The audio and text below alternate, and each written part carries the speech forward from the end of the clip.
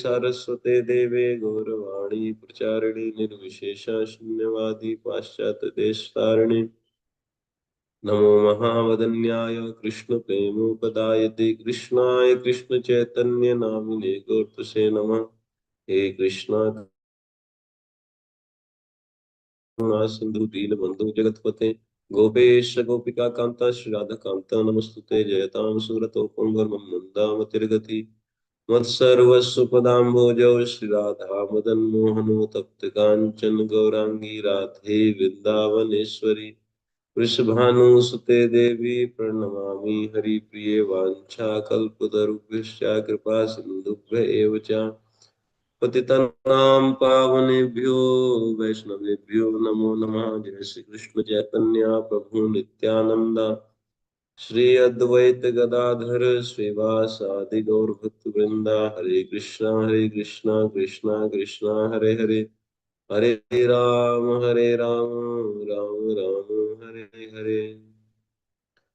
ओम नमो भगवते वासुदेवाय नारायणं नमस्कृत्यं नरं चैव नरोत्तमं देवीं सरस्वतीं व्यासं ततो जयमुदीरयेत् नष्टप्रायेषु भद्रेषु नित्यं भागवत सेवया भगवती उत्तमा श्लोके भक्तिर्भवती नैष्टिकी कृष्णाय वासुदेवाय देवकी नंदनाय च नन्दगोपकुमाराय गोविन्दाय नमो नमः।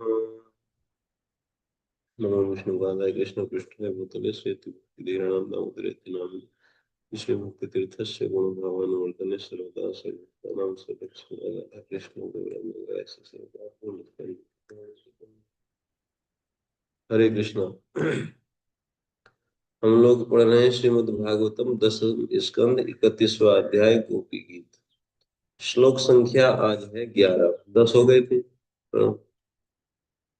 फिलोसफी को समझना बहुत महत्वपूर्ण है ना। हम तो गोपी गीत पढ़ रहे हैं, इसमें बीच बीच में फिलोसफी भी हम पढ़ रहे हैं। क्यों महत्वपूर्ण है? आज आप पूरे समाज की स्थिति देखो, झगड़ा किस चीज को लेकर के? हर चार तरफ झगड़ा दिख रहा है? चारों तरफ झगड़ा हो रहा है कि नहीं? एक देश का दूसरे देश के साथ झगड़ा, एक धर्म वालों का पंथ वालों का दूसरे पंथ वालों के साथ झगड़ा, झगड़ा चारों तरफ है ना। पूरे विश्व में देख लीजिए हाहाकार मचा हुआ है। भारतवर्ष में देख लीजिए, हिंदुओं के अंतर्गत देख लीजिए, तथाकथित भक्तों में देख लीजिए, आपस में झगड़ा चारों तरफ है। क्यों झगड़ा है? उसका कारण है कुछ? झगड़े की बात तो चारों तरफ चल रही है कि इसका झगड़ा उसके साथ हो गया, उसका उसके साथ हो गया। झगड़े का कारण क्या है? झगड़े का कारण है फिलोसॉफिकल मिसअंडरस्टैंडिंग, दर्शन का ज्ञान न होना, धर्म की सही पहचान न होना। इसलिए हमको शास्त्र बहुत अच्छे से पढ़ना चाहिए। देखिए, कल ही मैं देख रहा था, न्यूज देखा, डोनाल्ड ट्रम्प एक कुर्सी पे बैठे हैं और उनके बहुत सारे जो अनुयायी, जो सहयोगी हैं, वो उनके कंधे पे हाथ रखे हुए हैं। पोप जो चर्च के, वो भी है ना, सब लोग हाथ रखे हुए हैं और वो प्रार्थना कर रहे हैं।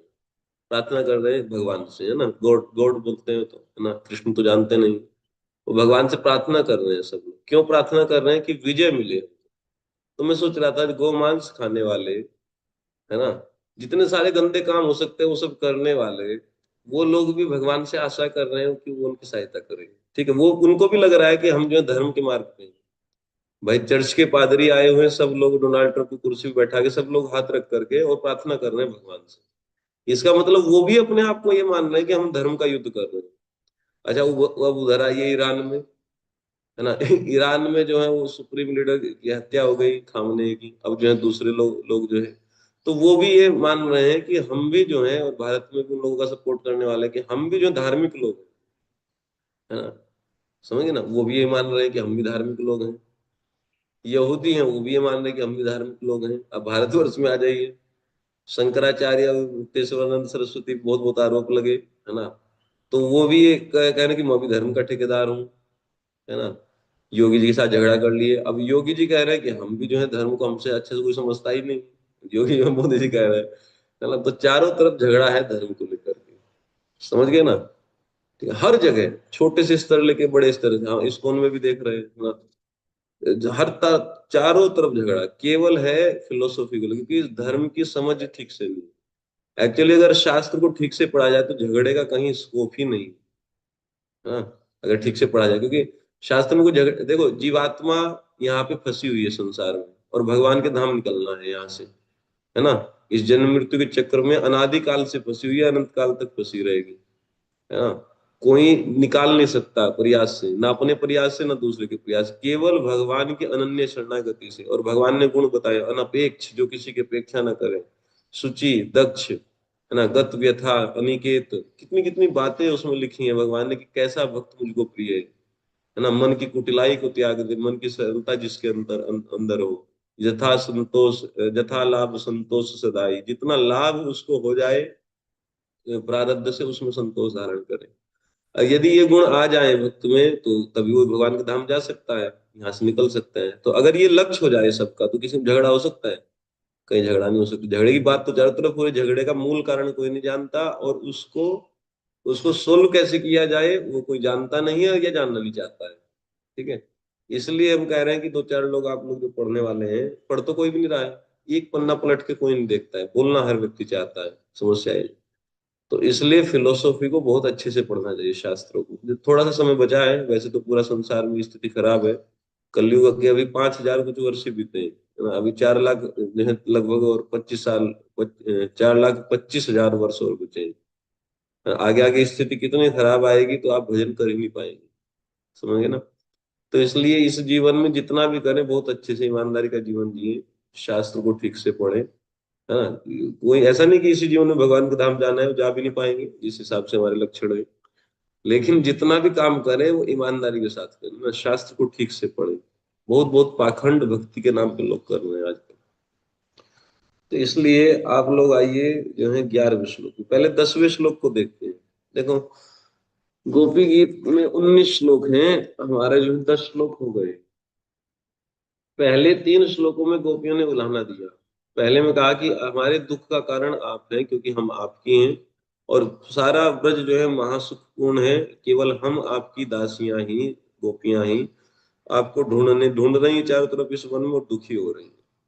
तो हमारे दुख का कारण आप। दूसरे में जो है, आप जो हमारे नेत्रों से हमारा वध कर दिए, है ना, हमारा प्राण ही हर लिए। तो आप जो है स्त्री वधिक के पात की हैं, है ना, स्त्री वध के पात की।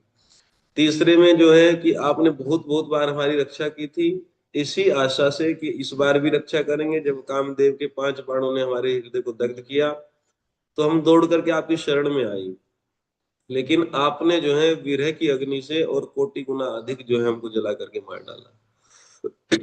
तीसरा श्लोक। ठीक, अब मान लीजिए भगवान कहें कि ठीक है, हमको इतने आरोप लगा रही हो कि आप लोगों के दुख का कारण मैं हूँ, वध का पातकी हूँ, और जो है तीसरा श्लोक कि जो है विश्वासघाती हूँ। तो एक काम करो, तुम यहाँ रहो, हम चलते हैं यहाँ से। ठीक है, तो भगवान इस तरीके से मान लीजिए बोलने लगे। चौथे श्लोक में तुरंत गोपियां विनम्र होकर के क्या करने लगी, स्तुति करने लगी। ना खलु गोपिका नंदनो, आप केवल यशोदा के पुत्र ही नहीं है, बल्कि जो है परमात्मा है, सबके हृदय में बैठे हुए। अब ये नहीं समझना चाहिए कि गोपियों को ये ऐश्वर्य ज्ञान है ना। ये क्या है कि ये याचक रीति है। कोई काम करना होता है अपना तो वो साम दाम दंड भेद कुछ भी करता है ना। तो ये बातें सुनी सुनाई थी ब्रज में, तो उनका जो है सहारा लेकर के गोपियां जो है भगवान को मनाने का प्रयास कर रही हैं कि आप तो परमात्मा है, हमने सुना था, है ना, गार्गी इत्यादि विदुषियों से। तो आप परमात्मा हैं, और आपकी प्रेरणा से हम ये उलाना उलाना दी होंगी। आप नाराज मत होइए, आप ब्रह्मा जी की प्रार्थना से यहाँ आए थे विश्व की रक्षा करने के लिए, सो करिए, हमारी रक्षा हो जाएगा। मानो भगवान प्रसन्न हो गए। पहले 3 में उल्हाना, चौथे में स्तुति, और भगवान अब प्रसन्न हो गए। अब जो है बोले कि वर मांग, शीघ्र वर मांग लो, मैं प्रसन्न हूँ। तो 5, 6, 7, 8 4 श्लोकों में गोपियों ने वर मांगा भगवान से। 5वें श्लोक में एक जो है अंगीकार मात्र की जो है प्रार्थना की गई, केवल हमको स्वीकार कर लो बस। हमको ये संशय हो रहा है कि आप हमको छोड़ के चले गए, स्वीकार कर लो, हमारे सिर पे अपना हाथ रख दो। सिर पे हाथ रखने से स्वीकार हो जाता है कोई व्यक्ति ना। छठे में फिर जो है अब अंग संग की प्रार्थना, है ना। तो इसमें एक सामान्य अंग संग छठे में कि आप जो है हमारे दुख दूर करते हुए हमारे निकट रहो, और सब सर्वप्रथम हमको दर्शन दे दो, बस ये अंग संग है ना। एक तो हो गया कि भाई चाहे दूर ही रहो लेकिन फोन पे बोल दो एक्सेप्टेड, है ना, ठीक है। लेकिन एक हो गया कि हमारे निकट रहो, हमको दर्शन दो, ये एक अंग संग हो गया है ना, शरीर के सानिध्य। सातवें में बोले कि अपना चरण कमल हमारे जो है वक्ष स्थल पर रखो, ठीक है। तो ये और एक विशेष जो है अभिष्ट की प्रार्थना हो रही है। ये तो एक बहुत विशेष अभिष्ट है ना, कि चाह तो रही है कि आप आलिंगन कर लो हमारा, लेकिन अब दैन्यता में कह रहे हैं कि चरण कमल की पूजा करते हुए उसकी उसकी स्तुति करते हुए कि जी चरण कमल रख दो। समझ ना, दैन्यता में व्यक्ति ऐसे ही बोलता है, समझ रहे ना। तो ठीक है। तो भाई क्योंकि चरण शरीर का सबसे निकृष्ट अंग होता है, ऐसा भगवान पे तो आरोप नहीं होगा, लेकिन वो दैन्यता में कह रहे हैं कि केवल अपना चरण कमल, अपना जो है पैर ही हमारी छाती पे रख दो। कहना तो ये चाहते हैं कि आलिंगन कर लो हमारा, है ना। तो गोपियां कह रही हैं, तो सातवें में समझ में आ गया। अब इसको ऐसे समझो कि जैसे किसी व्यक्ति को अब हृदय में उनके जो है क्या हो रही है, पीड़ा हो रही, कष्ट है हृदय में अंदर, तो बाहर से मलहम लगाया जाता है और फिर बाद में दवा ली जाती है, अगर मुझसे ना ठीक हो, है ना। बाहरी मलहम से अगर ठीक ना हो तो फिर पेन किलर भी लेना पड़ता है। तो ये बाहर से औषधि है कि आप जो है चरण कमल हमारी छाती पे रख दो, तो हृदय शांत हो जाएगा, है ना, ठीक है। और फिर उसके बाद जो है और कह रहे हैं कि अपने अधर सिद्धू से, अधरों के मादक मधु को पिला करके हमको क्या कर दीजिए, जिला दीजिए। तो अब जो सिरप भी दीजिए ना, या पीने की दवाई है ना, या खाने की दवाई, पेन किलर दे दीजिए कि जिससे हम जो है, हम लगभग मृत प्राय हो गई हैं, है ना।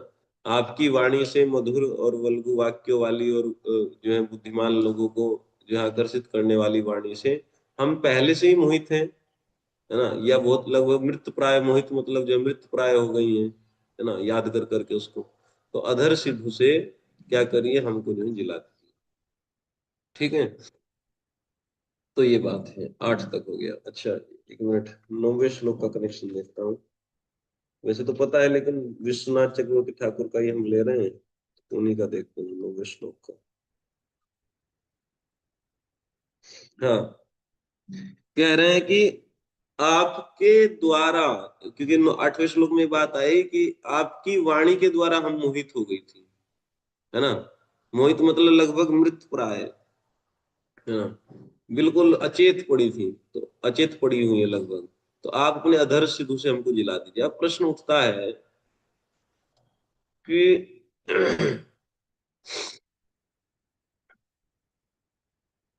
कि जब आप जिलाने की बात करती हो, है ना, तो जिलाने की बात करते हो इसका मतलब अभी आप जीवित नहीं हो। अच्छा, जीवित नहीं हो तो बोल कैसे रही हो, मतलब लगभग मर गई हो, है ना। तो ये कैसे कैसे ऐसा हुआ कि हमारी वाणी से ऐसा हो गया। तो भगवान कह रहे हैं कि तत्कृतक कथाया, विश्वनाथ चतुर ठाकुर कहते हैं, माधुर्य महिमा कैरवाच्य। अरे, आपके द्वारा की गई कथाओं को, आपके द्वारा जो बातें हमको कही गई थी एकांत में, उनका तो कहना ही क्या, उनकी माधुरी महिमा को तो, महिमा माधुरी को तो, उनके माधुर्य की महिमा को तो कौन कहे। आपके संबंध में अन्य वक्ता जो कथा कहते हैं वो भी दो प्रकार के अमृत से श्रेष्ठ है, हाँ, देव भोग्य अमृत और जो है मोक्ष रूपी अमृत, उससे भी श्रेष्ठ है। आपके संबंध में जो अन्य लोग कथा कहते हैं, आप जब आप डायरेक्ट बोलते हैं, है ना, तो उसके तो माधुर्य महिमा क्या कहा जाए, है ना, उससे तो मोहित हो जाएगा व्यक्ति। तो इसलिए नौवे श्लोक में आया, आपकी कथा अमृत है क्योंकि तप्त जीवन, है ना, ठीक है, जिनका प्राण निकल गया है लगभग, उनके लिए जीवन है। और ये बाकी दो अमृतों से श्रेष्ठ है, इसके लिए कवि भी ईडितम कलमशापहम श्रवण मंगलम श्रीमद आत, श्रीमद और आततम, पांच विशेषण इसके, पांच शब्द जो है इसको पुष्ट कर रहे हैं सिद्धांत को, कि देव भोग्य अमृत और मोक्ष रूपी अमृत से भी श्रेष्ठ है, ठीक है। और कहते भूवि गृणंती ये, जो व्यक्ति इस पृथ्वी पर इनका गान करता है, भूरिदा जनः, है ना, वो सबसे बड़ा दान करने वाला व्यक्ति इस संसार में, समझ गया ना। जो इनका अच्छा, इसमें एक और बात थी, देखो, गृणंती का अर्थ करते हैं क्या, क्या निरूपयंती, निरूपण करता है, नितराम रूपयंती। समझ गया ना? देखो गलत गलत अर्थ निकालते हैं, इसलिए हमको आचार्य का अनुगत्य में पढ़ना चाहिए ग्रंथों को। आजकल लोग क्या सोचते हैं कि कोई कैसे भी भाव से कथा कहे, वो जो है भूरिदा जना हो गया। भूरिदा जना नहीं होता है। समझ गए ना? यदि हमारा आचरण ठीक नहीं है ना, या हम धन धन के लोभ से, मान लीजिए हम कथा कह रहे हैं, मैं लेक्चर दे रहा हूँ और मुझको लोभ है कि बदले में कुछ पैसा पाऊंगा मैं, है ना, तो ये ठीक ठीक निरूपण नहीं हुआ है ना। समझ गए ना? कथा का निरूपण हुआ कहाँ ठीक से? नितराम रूपयति, मतलब बिल्कुल प्रकृष्ट रूप से ना, जैसी बात है उसी भाव में, बिल्कुल निष्काम भाव से व्यक्ति जब उस बात को कहता है और आप अपने आचरण से सिखाता है दूसरे को, है ना, कि देखो भगवान के लिए जीवन ऐसे जिया जाता है ना, सब कुछ भगवान को समर्पण किया जाता है।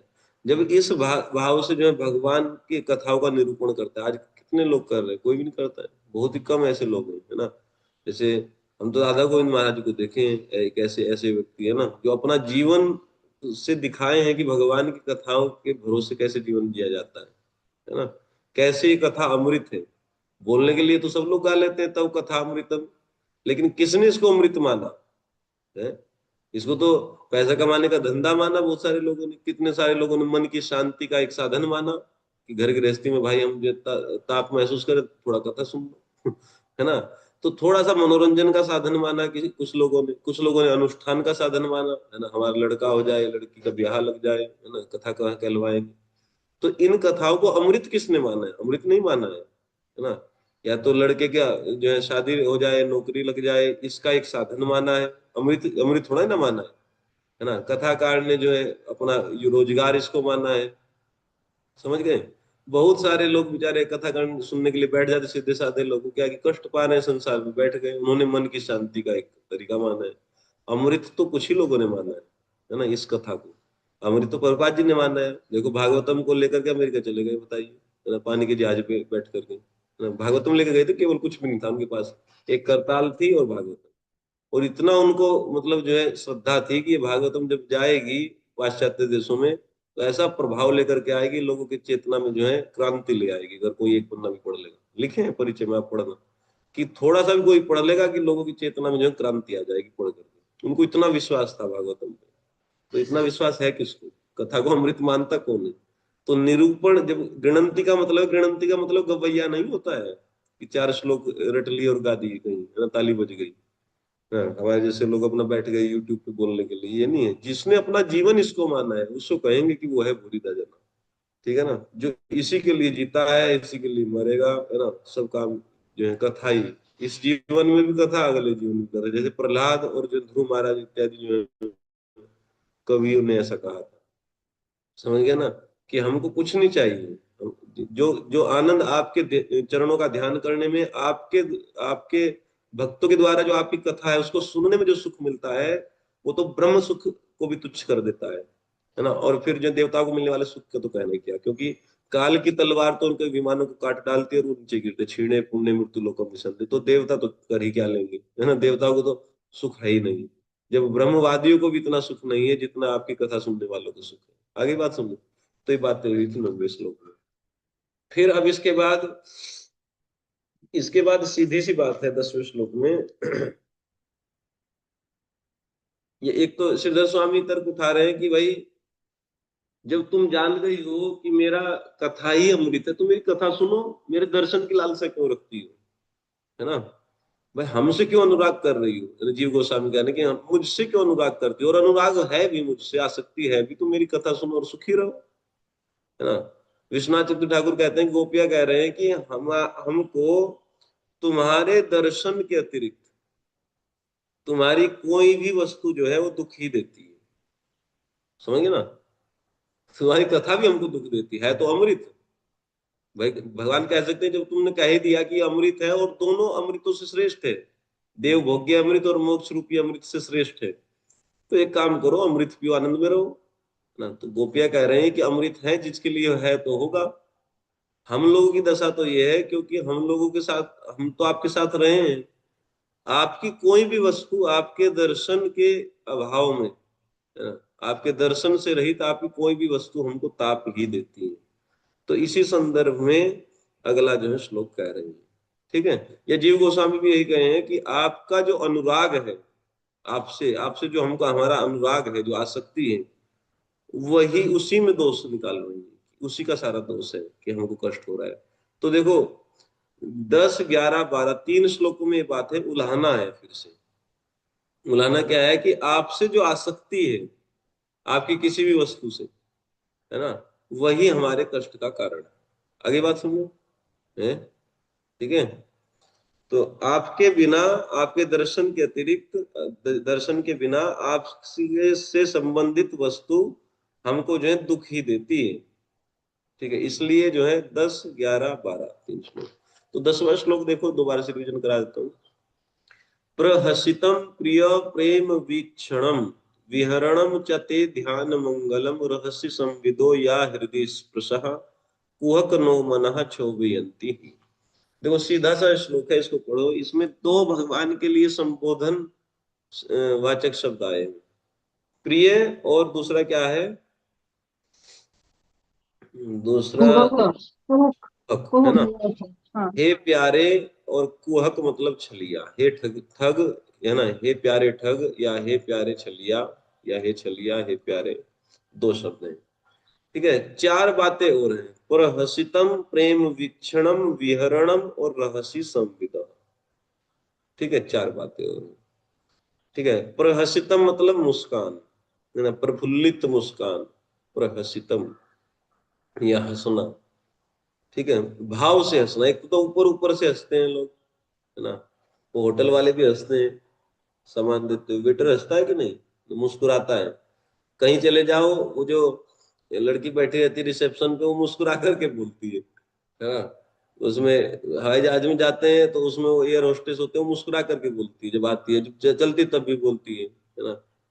क्या बोलती जाते हुए, विल मीट यू सून, ऐसा कर कुछ बोलती है ना, ना, थैंक यू सो मच, ऐसा कर कुछ बोल जाते हुए भी बोलती है ना, मुस्कुरा करके बोलती, हर समय मुस्कुराती रहती है। हमको संशय होता है कि आदमी इतना कैसे खुश रह सकता है।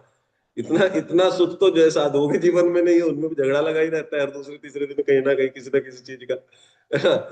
जिसको किसी से कोई मतलब नहीं है, उसके जीवन में कुछ ना कुछ विपत्ति आती रहती है, हर 10 दिन 20 दिन कुछ ना कुछ खड़ा ही रहता है। आज ये आफत आ गई, कल ये आफत आ गई। तो इतना सुखी तो जो है साधु भी नहीं है जितना ये लड़की सुखी है। समझ गए ना, हवाई जहाज में फिरती है इधर से उधर उड़ी हुई।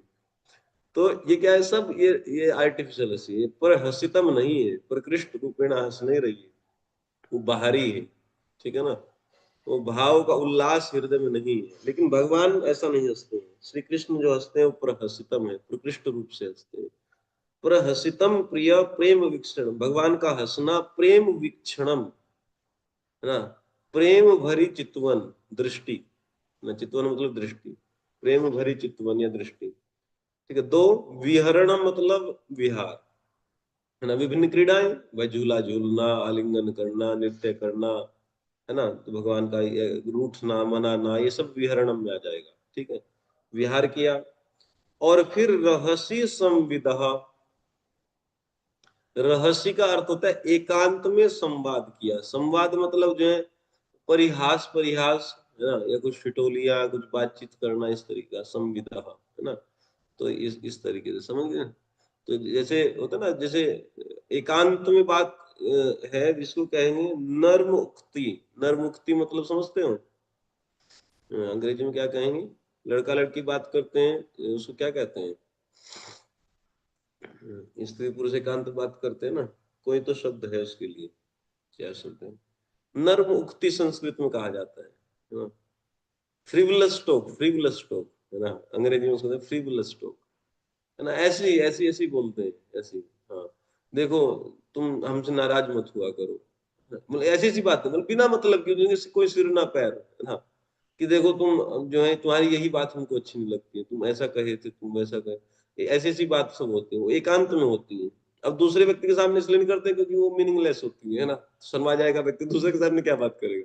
वो एकांत में वो ऐसी सब, उनका कोई सिर पैर नहीं है। अगर उनको रिकॉर्ड करके आप ही सुन लोगे तो आप शर्मा जाओगे कि बात क्या कर रहे थे, बिना मतलब की बात, है ना। समझ गए ना, स्त्री पुरुष ऐसे बात क्या करते हैं, स्वभाव है ना, ये होता है। तो रहस्य संविदो, इसलिए उसको संविदो का नर्म उक्ति किया गया है ना, ठिठोलियां या जो हास परिहास जो भी है। तो एकांत में जो ये सब हुआ, ये सब क्या है, कह रहे हैं हृदय स्पर्श। हृदय स्पर्श, देखो, या रहस्य संविदो हृदय स्पर्श, जो एकांत में बातें हुई वो तो हृदय को स्पर्श करने वाली थी। लेकिन सनातन गोस्वामी कहते हैं हृदय स्पर्श चारों चीजों के साथ लगेगा। आपका हंसना भी हृदय को स्पर्श करने वाला है, आपका प्रेम भरी चितवन भी है हृदय को जो है वो करने वाली है, स्पर्श करने वाली है। और जो है आपका विहार करना भी हृदय को स्पर्श करने वाला है। और क्या है,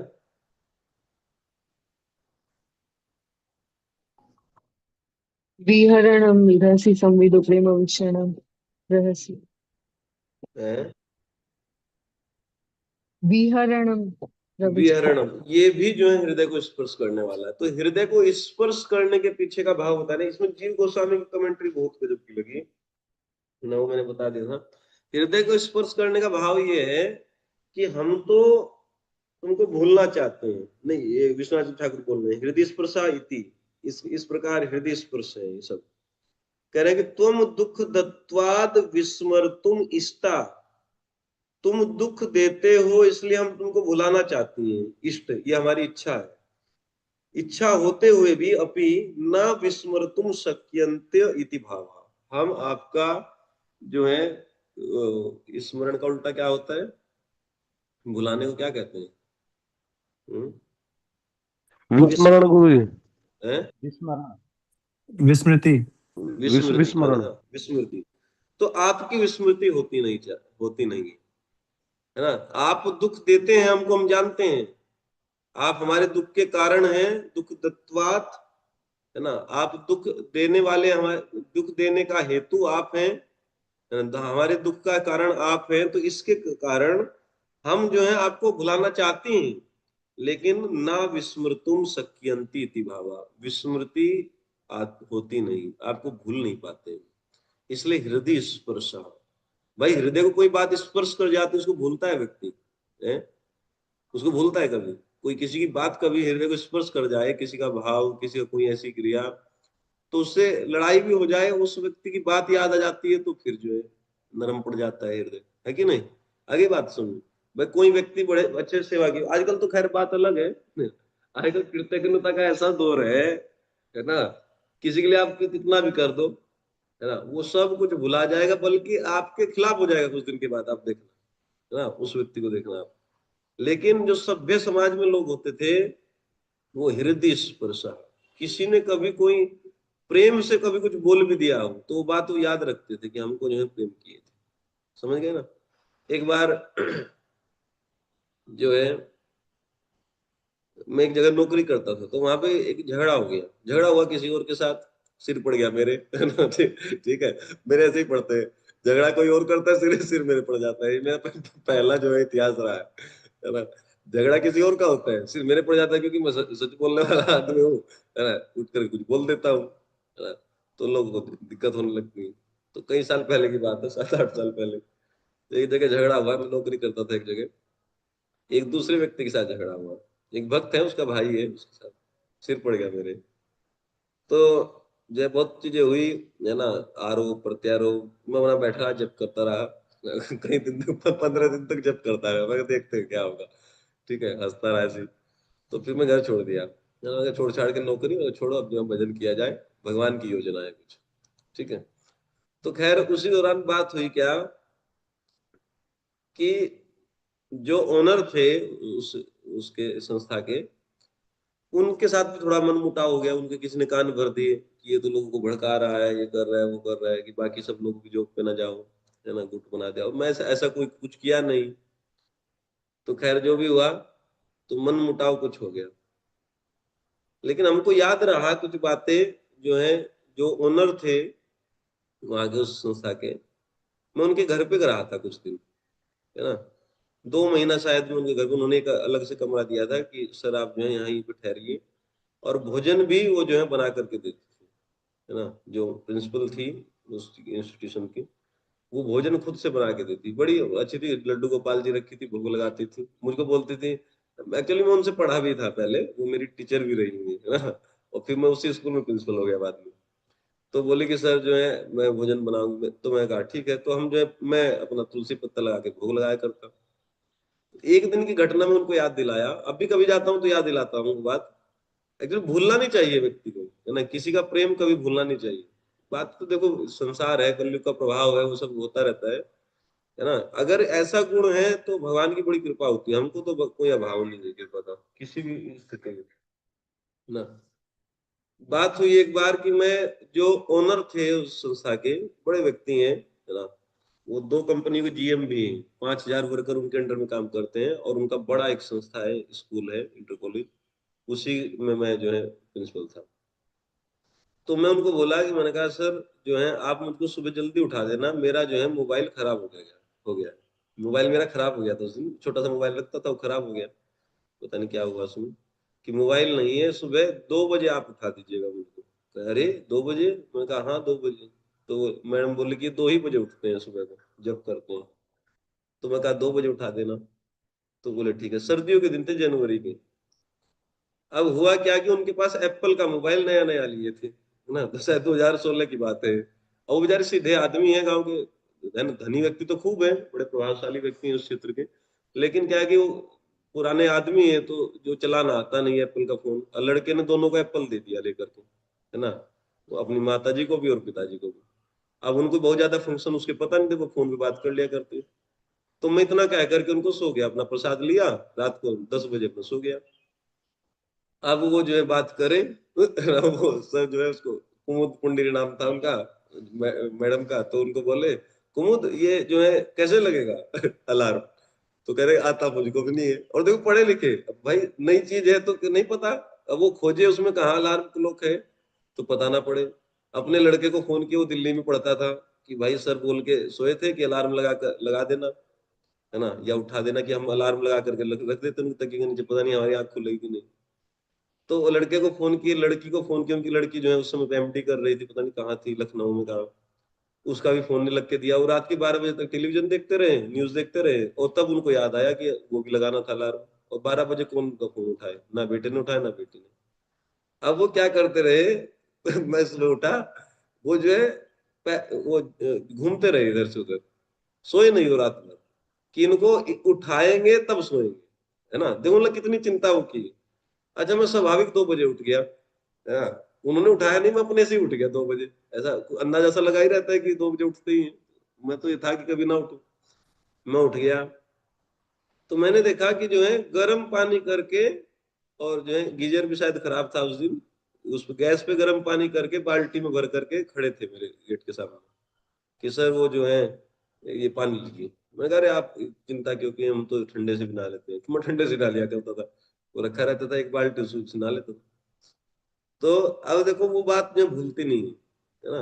कोई व्यक्ति आदर किया ना, दूसरे का सम्मान किया, वरना कोई बड़ी चीज थोड़ा ही ना है, बोल देते हैं अरे हम भूल गए थे, लगा नहीं था, है ना। तो मैं उनको याद दिलाता हूँ कभी भी। मैं कहा सर आपको, अच्छा आपको एक बात ये भी याद है कि नहीं ऐसा हुआ था? तो खूब हंसते हैं, कह रहे तुम एक एक बात याद रखते हो। मैं कहा हाँ, बड़ी बातें भले ही भूल जाए, छोटी बात हम नहीं भूलते हैं ना, जो हृदय को स्पर्श करती है जो बात, कि देखो इसको प्रेम कहते हैं, है ना, किसी का सम्मान और प्रेम इसको कहते हैं। बड़े बड़े काम तो बहुत लोग कर लेते हैं, है ना, माला टाला डालना, इससे थोड़ा ना सम्मान होता है।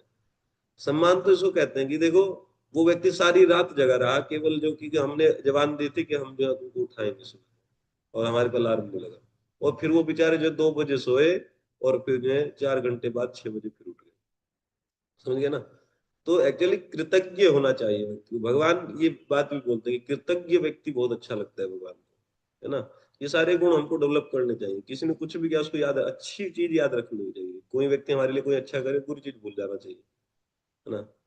तो मैं इसको क्यों बता रहा था, हृदय स्पर्श, है ना।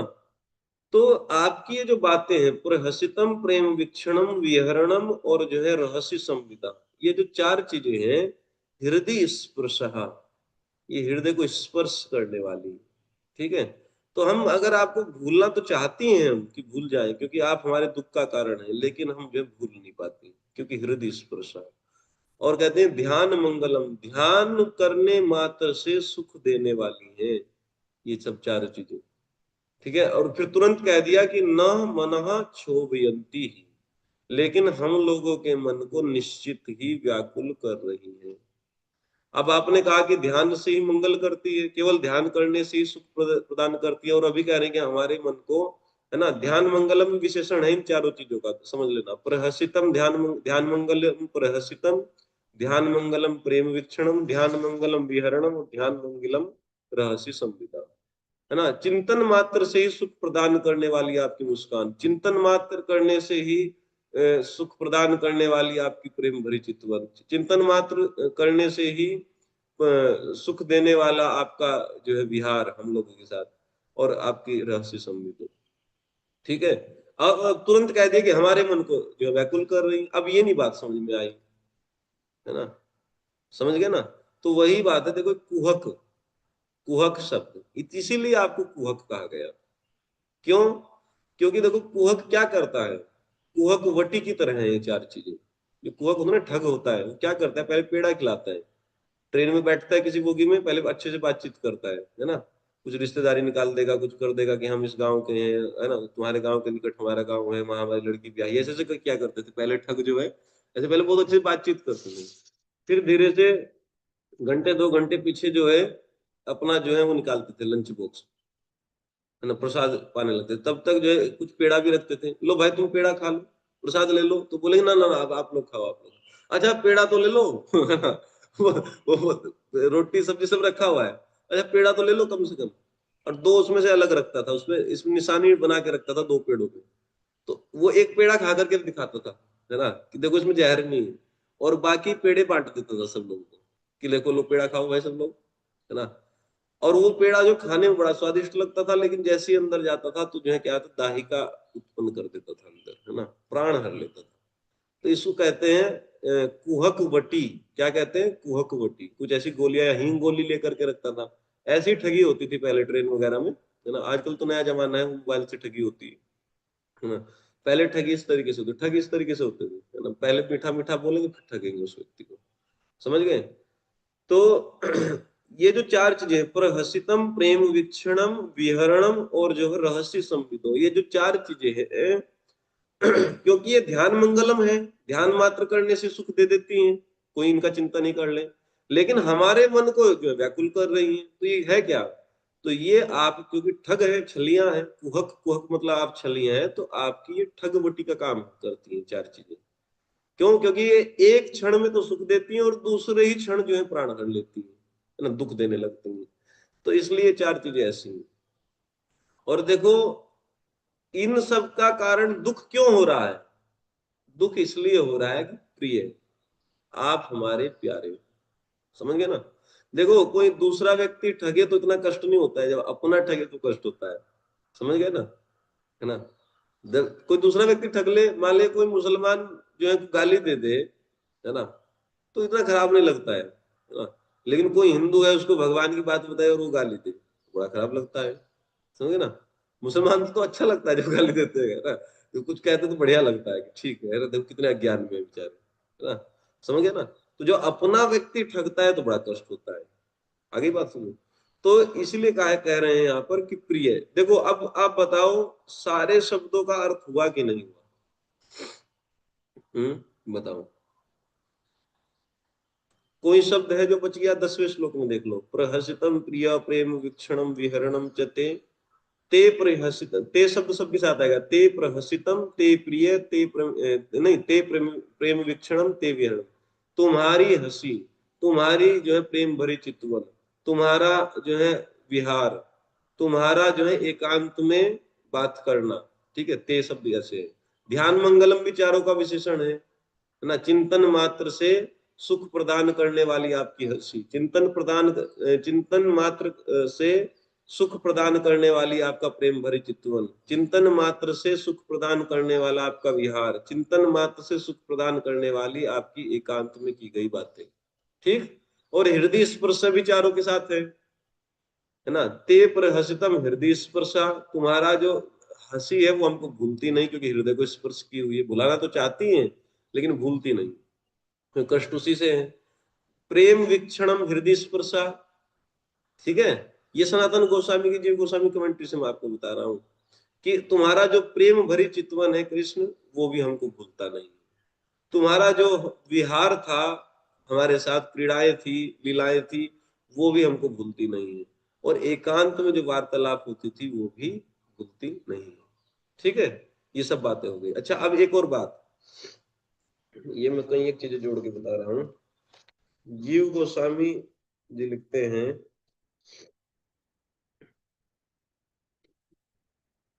कहते हैं जो प्रहसितम प्रेम वीक्षणम और विहरणम, ये नपुंसक लिंग का प्रयोग है इसमें, इन तीनों शब्दों में। नपुंसक लिंग कहते हैं पुल्लिंग स्त्रीलिंग नपुंसक। नपुंसक लिंग मतलब वो नहीं जो नटों को नहीं कहा गया है यहाँ पे। नपुंसक लिंग का मतलब होता है नॉन लिविंग थिंग, है ना। नपुंसक लिंग मतलब नॉन लिविंग, जैसे ही शी और जो है दैट, है ना। पुरुष के लिए ही आएगा, स्त्री के लिए शी आएगा, है ना। और जो है किसी वस्तु के लिए आएगा दैट, है ना, कि दैट बोतल, है ना, ऐसा ऐसा आएगा ना ये उसमें।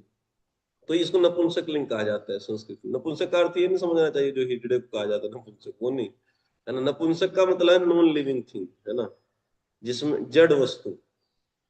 तो इसको प्रहसितम, प्रेम वीक्षणम, और तीसरा शब्द विहरणम, इसमें नपुंसक लिंग का प्रयोग हुआ है, न पुल्लिंग न स्त्रीलिंग। जो संस्कृत जानते होंगे वो जान जाएंगे। और फिर भी या संविदः, या रहसी संविदा, या जो है ये स्त्रीलिंग है ना। या रहसी संविदा, जो एकांत में बातें आपने की थी, है ना। या यो नहीं, या आता है पुल्लिंग के लिए, या आता है स्त्रीलिंग के, है ना। जो बातें की थी, तो बातें मतलब स्त्रीलिंग, ठीक है, ये है। तो कह रहे हैं इन सभी का या के साथ अन्वय है, ठीक है। या के साथ सबका अन्वय होगा। कैसे? या प्रहसितम हृदय स्पृश, है ना, जो आपकी मुस्कान है ना। तो या शब्द से स्त्रीलिंग हो जाएगा, जैसे या जुड़ेगा, ठीक है ना, समझ गए ना। या जुड़ते ही तो प्रहसितम भी स्त्रीलिंग हो जाएगा, या भी प्रेम वीक्षणम भी स्त्रीलिंग हो जाएगा, विहरण भी स्त्रीलिंग हो जाएगा। और संविदा तो या के साथ है ही।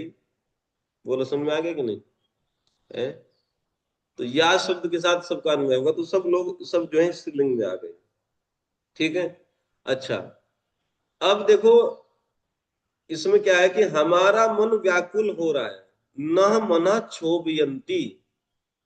कह रहे हैं कि मुस्कान हमको व्याकुल कर रही है, हमारे मन को, है ना। प्रेम भरी चितवन हमारे मन को व्याकुल कर रही है।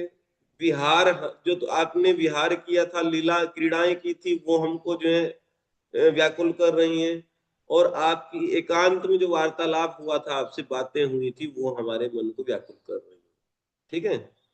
ठीक है, आई बात समझ। तो तृतीया विभक्ति है एक्चुअल में ना, के द्वारा, मतलब तृतीया विभक्ति, ठीक है। आपकी मुस्कान के द्वारा हमारा मन व्याकुल हो रहा है, आपके प्रेम भरी चितवन के द्वारा हमारा मन व्याकुल हो रहा है, आपके जो है क्रीड़ाओं लीलाओं के विहार के द्वारा हमारा जो है मन व्याकुल हो रहा है।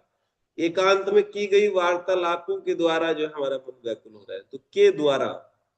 तो ये तृतीया विभक्ति है, लेकिन इसमें तृतीया विभक्ति ना आकर के क्या हो गया, लोप हो गया, और प्रथम विभक्ति का ही प्रयोग किया गया, प्रहसितम, बस। प्रेम वीक्षणम, ठीक है।